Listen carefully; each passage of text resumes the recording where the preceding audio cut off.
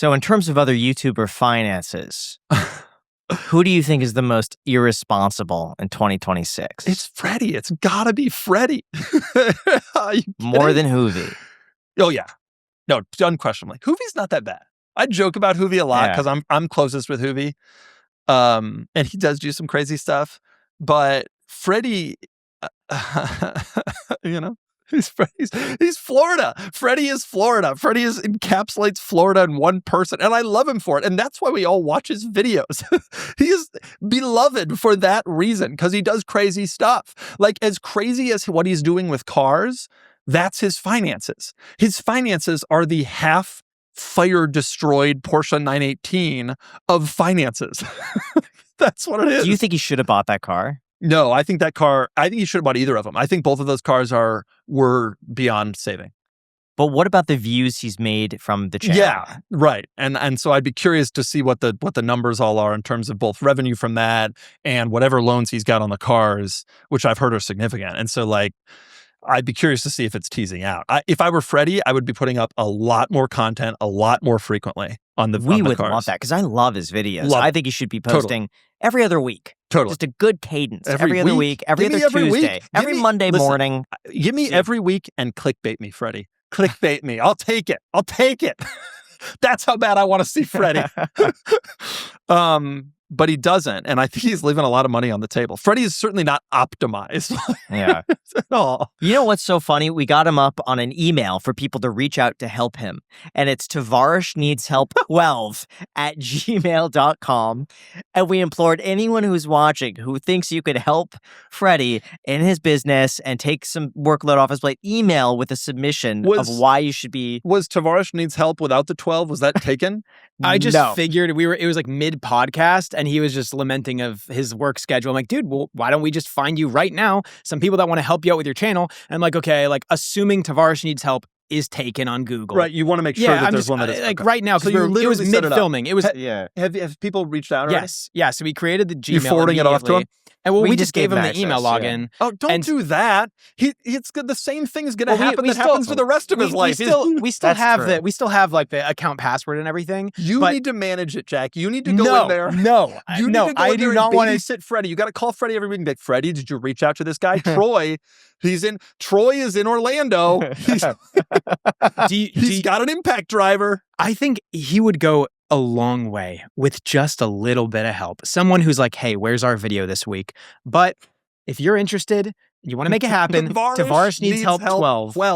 The email account, gmail.com. The email account is still active, guys, and he's actively checking it. Like literally, I see the emails coming in every day. Like for some reason, notifications how on my much phone exposure this email is going to be I'm getting. going to start saying it on our podcast. Tavares Needs Help 12@gmail.com. Guys, please help him. We could set up Hoovie needs help. Need help. Does Doug need help? No. Do you want Doug Needs Help? No. 12. I'm good. Doug needs help. Doug 11. does not need help, guys. Okay, Doug doesn't need help. But I totally agree Freddy does. I don't think Hoovie does. I think Hoovie's good. He's fine. I thought every tax season he has to say like, well, I'm selling off these 3 cars. But you got to remember, he overcars. Like he's got 60 cars at any given moment. So his assets are building. Yeah, and he's got to sell off cars for tax season, but he also needs to sell off cars because it's a Wednesday. You know what I mean? Like there is no time when Hoovie is not buying and selling and like horse trading. A buddy of mine was just at Barrett Jackson and Hoovie's down there. Yeah. And they hire Hoovie. This is a great Hoovie story. You got to ask him about this next week. They hire Hoovie at Barrett Jackson to come and do auction commentary. Like he like has a microphone and does like commentary and they pay him for that. But while he's there, he's such a degenerate car enthusiast. He can't stop buying cars. So even though they're paying him like a money to go do it, he takes all the money they pay him and he spends it right back at the damn auction because he just can't not. And so they gotta love this. They're getting like basically free auction commentary from Hoovie because he's taking the money and a free buyer basically. If they weren't paying him to come down there, he probably wouldn't be buying the car. He wouldn't go down there himself. But they get him there to do auction commentary. The real reason they have him there is probably because they know he's going to buy like 6 cars. Oh my God.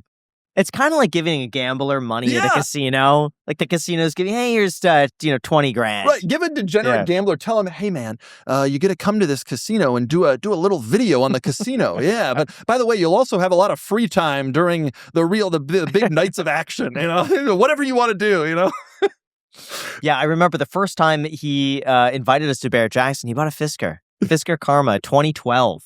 Just randomly, because it was there. It was at a price where he's like, I gotta buy it. Just try it out. It's not within him to stop. It's insane. And who do you think is the most financially responsible besides yourself?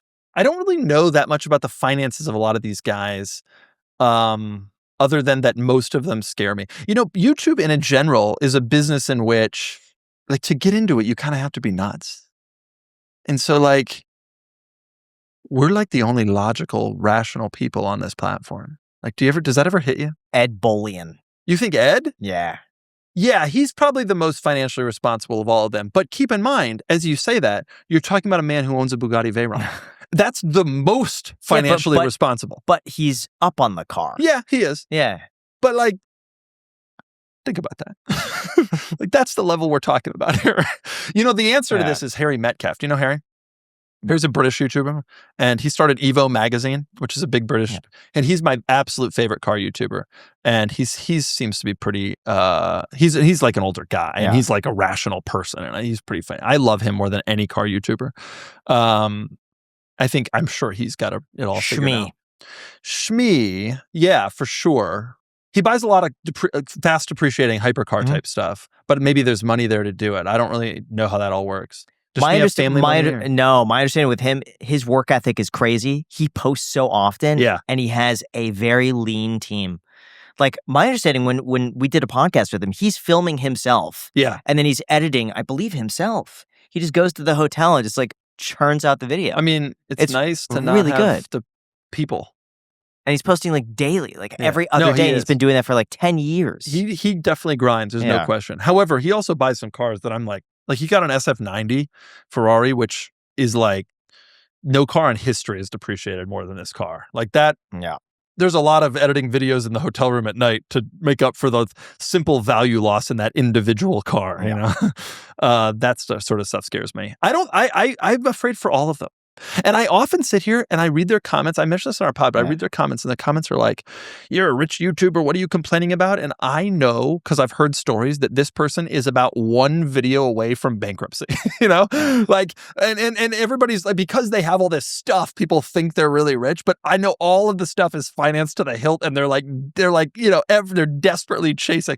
And I'm just like terrified of basically all of them. The thing I think that most of them don't understand about YouTube is that it's not going to last forever. And I've begged them all to understand that. And every time I meet with any of them, I tell them to start a business from YouTube, and like Cars and Bids. And the reason that I feel that I'm the answer to the question that you asked Tavares, and now me, who's the most responsible, is like, I did that. And I think that like the really smart ones do that. And you take that audience, which is linked to you in an algorithm that you do not control, and bring them over to a place where you can monetize it in a better way, in a way that is more controllable for you, etc. And they all should do it, because someday they're not going to have, you know, I worry about Stradman. His views aren't as strong as they used to be, right? He's got a pizza place, but like that's brick and mortar. Like, it's tough too. It's a hard business. It's hard to scale. It's not really something that I think a private equity buyer comes in and says, yes, we want to buy your individual pizza location in suburban Phoenix. Like that kind of stuff. I really think they should all start like real businesses and take their audiences while they have them and do that. Now, one of the biggest traps with healthy snacks is just how misleading they are. A lot of protein bars, I've noticed, still spike your blood sugar, contain hidden sugars, or contain ingredients you can't even pronounce. And then you're hungry again an hour later. That's why we love the sponsor of this clip, War on Sugar. They make a bar that actually keeps your blood sugar stable, tastes great, and contains ingredients that you recognize. War on Sugar bars are amazing. They're designed specifically to avoid insulin spikes, and their sweetness comes from monk fruit, which is exactly how they stay sweet without getting that blood sugar response. Plus, they use healthy fats and natural fiber to slow digestion and keep energy steady. And the result is amazing. It's no spike, no crash, and no craving afterwards, just clean, sustained energy that actually lasts. And the ingredients list is refreshingly simple. No sugar alcohols, no preservatives, no natural flavors. Everything comes from real nuts, real fruits, and real cocoa. So whether you're watching your blood sugar, eating low carb or keto, traveling or training, or you just need a grab-and-go bar that actually fills you up, War on Sugar is that bar. They've got great flavors like lemon blueberry, peanut butter pistachio, and chocolate peanut butter crunch. Seriously, guys, I highly recommend it. Just go to waronsugar.com and use code ICED10 for 10% off your first box. Once again, that is waronsugar.com. ICED10 is the code for 10% off your first box. I have a problem. When I eat, I spike and I crash and I cannot focus. I do not suffer that with War on Sugar bars, so I highly recommend it. Thank you so much to War on Sugar for sponsoring this clip.